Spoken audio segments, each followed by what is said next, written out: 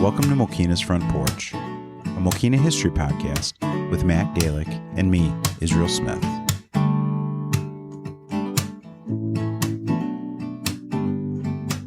Matt, it's another beautiful summer night. Yes, it and certainly so is. We're out back on the patio. Yeah. Something we haven't Gotta done love yet it. again this year. No, so definitely not. This past week, it'll be a week ago Yeah. tonight, we had the big storms that Yes. came through and did a lot of damage and kind of seemed to go right over downtown. Yeah, it definitely did. In the episode we just released, I had talked to Chief Howard Stevens, and he, had talked to Chief Joe Sorelli, and he gave a good kind of account of what the fire department was doing. But I can imagine. one of, there was a number of things, the damage at the dock was really significant. Yes. But Gino seemed to think that would be back up to where it was pretty quickly. Mhm, He told yeah. me that Thursday, was it 2 days later after the storm, they would have the trusses up and for the ceiling. Oh, cool. And if that would have been up, Good. it would have held everything in place. Oh, really? So Yeah. they just kind of missed by a few days. Yeah, I bet. But then at the end at Schoolhouse and First Street, we had the barn collapse. Yes, that was. And that barn is a tragedy, yeah. historic barn. So I wanted to talk Yeah, a little definitely bit at the is. beginning of this episode about that barn. Yeah. So can you just kind of give the significance of it? Yeah, well, that barn, that dairy barn there, belonged to the, you could call it, it's been owned by various people, that farm, over the years, of course, but the family that owned the farm when that was built would have been around 1910 or thereabouts. That was the Erickson family, John and Josephine Erickson. And if any of our listeners, they probably will recognize that last name, as the Ericksons until very recently still lived around here. People will probably remember Tuffy Erickson and Ann Erickson, all really great people, live down in Flanagan, Illinois now, where they sold their farm up here and moved down there to farm. So, but when was that? Because did that family live on the farm there until then? And were they farming from here? oh no, definitely not. Okay. The Erickson family, John and Josephine, acquired that property in 1905 from the Schweizer brothers, and they retained it for the rest of their lives until their daughter and son-in-law, Mabel and Elmer Benson, acquired it, and that would have been the 1930s. And they, same thing, they held on to it for quite a long time. I believe it was sold after they passed in the 1970s. So there are a lot of people still around who remember the Bensons.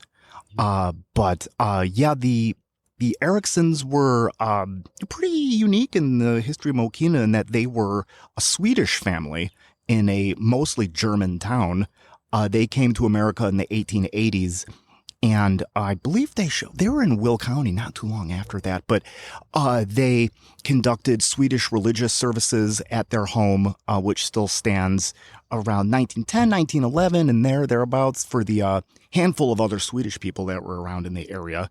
And they also, one of their claims to fame was that on their property was a pretty good-sized baseball field that locals called Erickson Field or Erickson Park that stood just north of the house and the barn where today First Court is. Oh, really? Yeah. The Mokena baseball team played there in the pre-World War I days. Oh, that's interesting. Oh, yeah, against teams from all over, from Chicago even. And So that would have been a pretty happening spot. I mean, there were a lot of people in a very active area. Oh, absolutely. Yeah, there were hundreds and hundreds of people from all over would come to these games.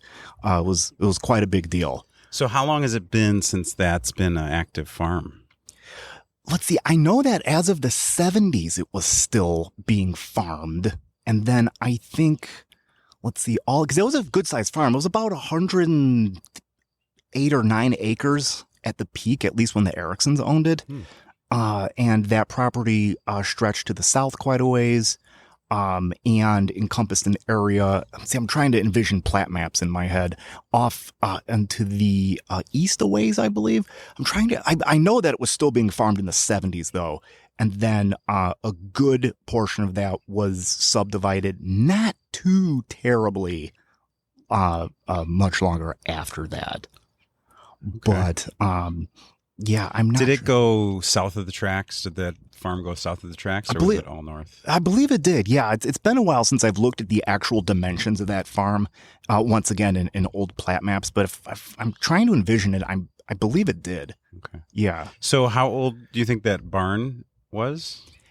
I'd say it was built roughly around 1910 or thereabouts. Wow. Definitely during the Erickson years. So Yeah. not as old as the McGovney-Yunker barn, but is there any Not quite as old, yeah. any others that are that old still in town? The only two dairy barns that still stand are the big one, as we know, on the McGovney-Yunker farm on LaPorte Road. And then there's another one that stands on 191st Street where Brandow Farm Stand is now. That was formerly the Schweizer-Yunker farm. And those Yunkers were relatives of Eddie and Laverne Yunkers. But that barn on 191st Street was built in 1907. Oh, wow. So it was roughly about the same age. But yeah, those are the only two left. Yeah, how sad, and that was, we went and walked around, looked at it and, that all that beautiful old wood and, it's too bad. It's too bad that's gone from the landscape. It is. It's a huge tragedy and a huge loss for our community. I was devastated. Yeah, still am. For this episode, we wanted to talk about one of your blog posts that go back to May 1st of 2022. Yeah, definitely. It was called Down on the Corner. Sure. So this building has recently gotten new tenants with the hearing aid place moving over one spot, the insurance left, and the new business there is Hustle and Heart. Yeah. But this building has been a number of things over the years. Oh, we did the walk down Front Street and talked about it a couple of times. Yeah. But it's nice to see that there's new life in there now, sure, and they seem to be doing a good job. What has this building kind of been to you over the years, Matt? Within my lifetime, it's interesting. I still primarily think of this building as a bar because that's what it was for all of my childhood and a little bit into my adolescence. And it had many bars there over the years. And then in the early 2000s, it was really significantly rehabbed, remodeled, expanded. Although that original building that was built right after the end of World War II is still under there. Still all that. Doesn't really look anything like it did back then. It was a little brick building. They did a really good job of, updating it, keeping some historical charm to it. Yeah, absolutely. Oh, yeah, absolutely it does. Yeah. I like the old, well, not old, but the old looking clapboard siding on the building. I think that's pretty cool. It's kind of reminiscent of the building that was there before this one. It didn't really look totally like this, but certain elements, like a little bit around the windows, maybe that old wooden siding kind of reminds me a little bit of it. Yeah. And I love, this building when I walk by, and right behind it is that great picture from the railroad men, their post with the men sitting in their suits and ties out on the bench there. So a really historic area, and really for Mokena for a long time, one of the major centers, the center of town, right? Oh, absolutely it is. Yeah, that intersection's right in the middle of town. Like, to me, that's what the heart of Mokena is Front Street and Mokena Street right there. And I don't know, maybe you mentioned it before, but there used to be a hanging light in the middle. Do you remember that, or did you know about that? Yeah, I did know there. Yes, there was a hanging, blinking light there. That was a little before my time, but I have seen pictures of it.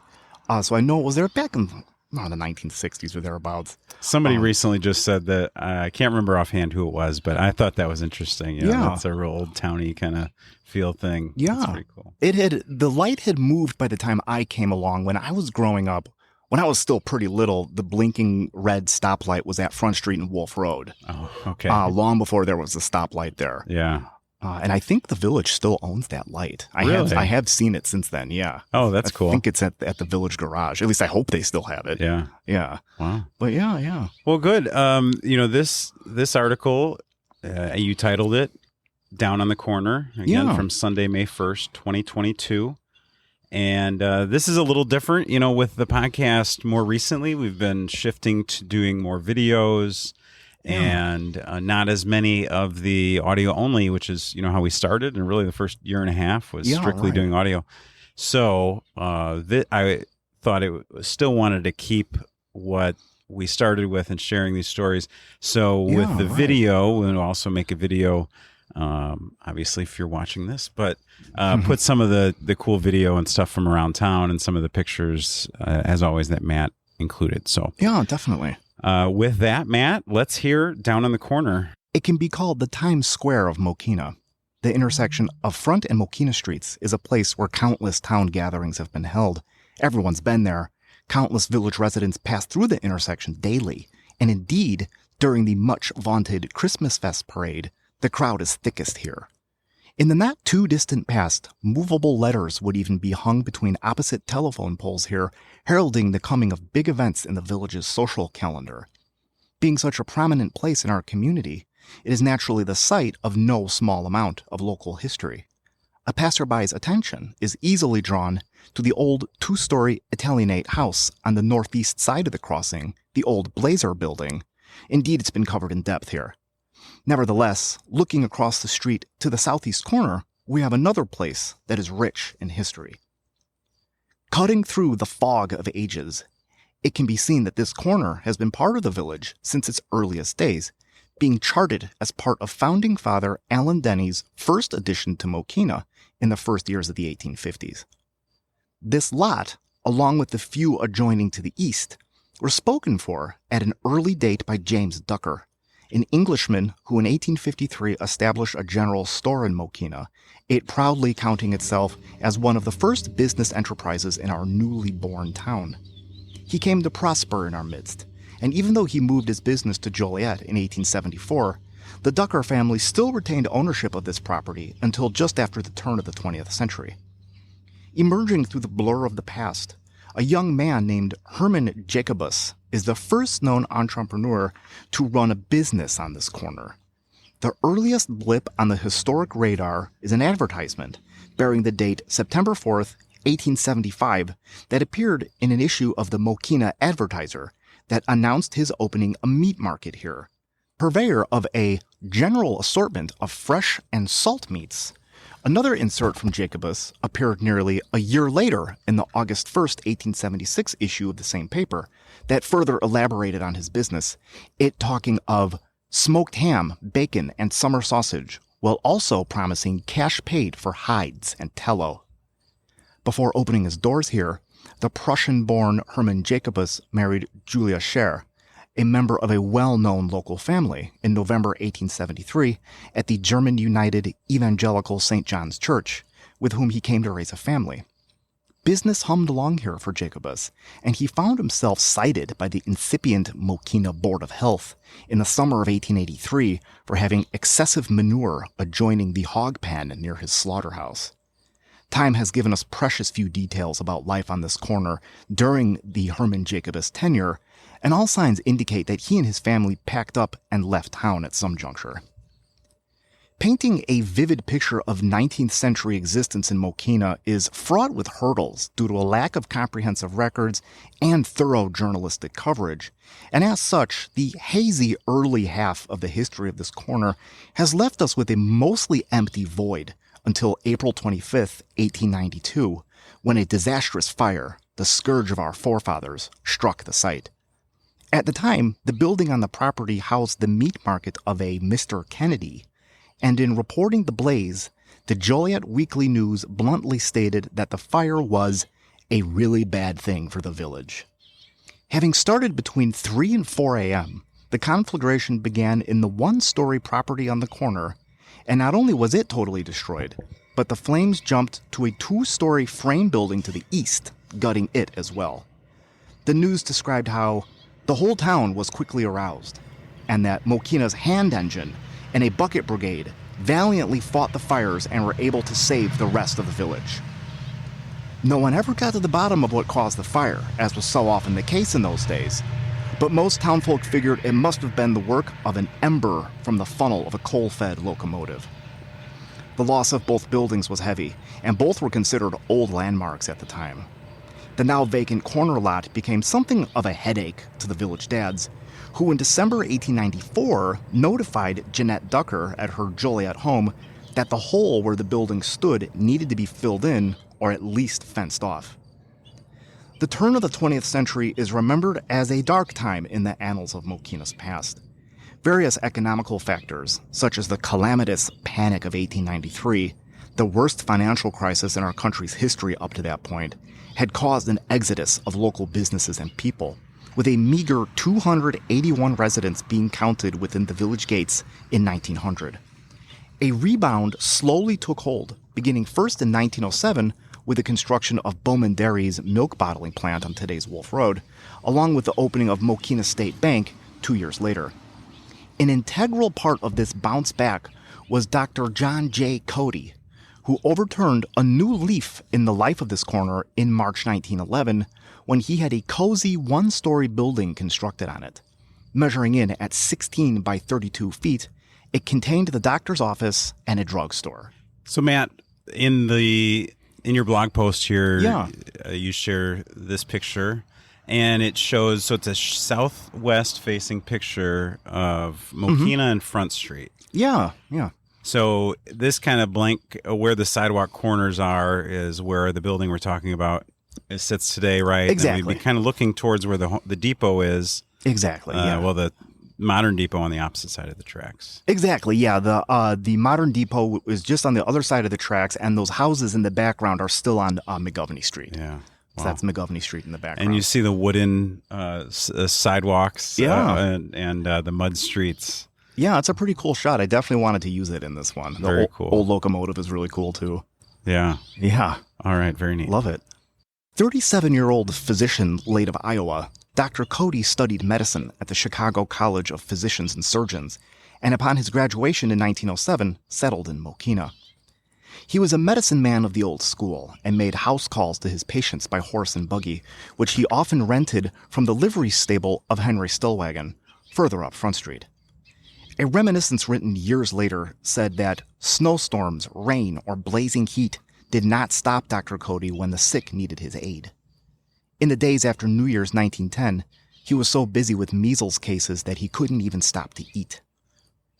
Dr. John J. Cody married Mokena girl Mildred Brinkerhoff in April 1908, and after having endeared himself to the rest of the town, the Codys moved to Minooka in 1912, leaving behind the little building on the corner as their legacy. Before leaving our community, Dr. Cody opened an ice cream parlor in the drugstore, which in time would come to be a popular meeting place for the players of Mokena's crack baseball team. Before the doctor left town for good, he disposed of his practice and the drugstore to another physician, Dr. Frank W. Searles of New Lenox. Even though Dr. Searles sold the building itself to Mokena State Bank cashier Frank Lease and local auctioneer Charles Mariety in the spring of 1912, he kept up the pharmacy business here. It was by all means a modern one, as the physician had the place wired for electricity within a year and had the honor of having a 240-watt lamp on the premises, which at the time was the most powerful light fixture in town. In the years between the World Wars, this corner was home to various enterprises. One was the upholstering business of Albert Helmut, who counted no small part of his trade in the finishing of auto roofs, while others were a shoe repair shop by Fred Lenhart in the 1920s, a small grocery store run by Burke Gillette, and the barber shop of Amos Bruns. In May of 1936, while hair was being cut here, John Yunker undertook some remodeling work on the building, having the place raised up and a concrete block foundation built under it, while an addition was tacked on to the structure's east side, which was used as an apartment by the Bruns family. While all of these concerns were relatively short-lived, Mr. Bruns would later establish a well-known and long-lasting restaurant in neighboring New Lenox. After the long and rough years of the Great Depression and the Second World War, normalcy returned in 1945, and with that, another boom to Mokena. The village experienced an uptick in population, along with some new construction on Front Street. The old adage says that history repeats itself, and it did just that on the corner, for a new drugstore opened in early 1946. However, before the first customer came, a new building was constructed, and thus the modest old building from Dr. Cody's day at least the second to have stood at this spot, disappeared from the landscape. A local news report from November 1945 indicated that the old structure was moved slightly on the lot and incorporated into the new building. But in the same breath, Mokena's most time-honored citizens remember the old edifice simply being torn down. For the blink of an eye, Alan Cavett of Tinley Park kept shop in the new brick building on the corner until Henry B. and Lillian Bowman bought the store in May 1947. Lately of Chicago, where he owned a drugstore on the south side of the city, the 48-year-old Bowman was a native of Indiana and learned his trade at Valparaiso Pharmacy School. The Bowmans were perfect matches for our village, as were their daughters, Jean, Marilyn, and Pat. The drugstore on the corner was very much a family affair, and every member had their time working there. The Bowmans resided in living quarters within the building, which housed a typical pharmacy for its time and place, which also included a soda fountain with booths on the west side of the building. The pharmacy also boasted of a payphone, one of only very few in Mokena in this era. Due to the drugstore's close proximity to the Rock Island tracks, it wasn't uncommon for Mokenians to call the Bowmans to ask if a certain train had come through, but the family quickly got so used to hearing rumbling trains that they barely even noticed them. After Henry Bowman's untimely passing in May 1957, the pharmacy was still kept up by his family, with Pat Bowman bringing prescriptions to Alan Cavett in Tinley Park and then back to Mokena, all the while learning to drive along the way. The local business was sold on contract by the Bowmans to a pharmacist named William Geisler on December 1st, 1957. However, he wasn't in business here too terribly long, as he too passed in 1959. At this point, Dan Kerber came onto the scene and paid off the rest of the contract to Lillian Bowman in February 1960. Kerber found success on the corner before moving further west down Front Street in 1966 to a brand new building where he, and later his son, flourished for years. Onward the timeline marched, and the red brick building underwent another transformation, this time from drugstore to restaurant. In the 1960s, Eiffel, known affectionately as Doc, and Ruth White opened an eatery here, who will be fondly remembered by Mokenians of a certain age. In time, the building would come to house a series of watering holes, counting gents such as Marty Clegg, Mr. Speedwell, and Mel Widener as proprietors, while in later years housing bars known as The Depot and St. Anthony's Pub. Meanwhile, in 2002, the building on the corner received a profound facelift, in which the entire structure was gutted, a new peaked roof raised up, and the old brick walls of Bowman's Pharmacy were sandwiched in fresh clapboard siding. In a masterstroke of reuse, the old place was given a new lease on life and continues to stand triumphant today.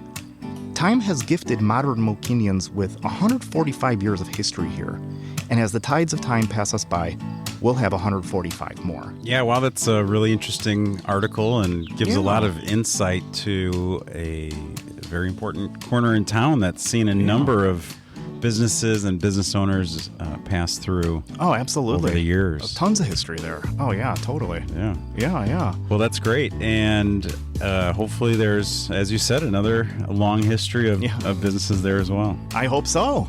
Yeah. I really do. All right. Thanks, man. Cool. You're welcome. Thanks for having me.